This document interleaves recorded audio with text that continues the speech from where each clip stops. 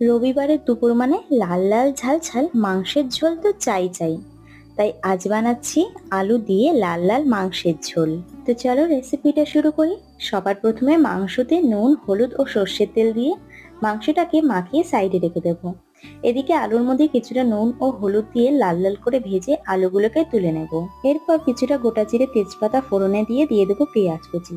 পেঁয়াজটা হালকা লাল করে ভেজে নিয়ে দিয়ে দেবো আদা রসুন বাটা, টমেটোর টুকরো আর কিছুটা কাঁচা লঙ্কা দিয়ে মশলাটা মিশিয়ে নিয়ে দিয়ে দিচ্ছি নুন, হলুদ, জিরে গুঁড়ো, ধনে গুঁড়ো ও কাশ্মীরি লঙ্কা গুঁড়ো দিয়ে মশলাটা ভালো মতো কষিয়ে নিয়ে দিয়ে দিতে হবে অল্প টক দই। টক দইটা মিশিয়ে নিয়ে দিয়ে দিচ্ছি মাংস ও আলু। খানিকক্ষণ সময় ধরে মাংসটা কষিয়ে নিয়ে পরিমাণ মতো জল দিয়ে দিতে হবে।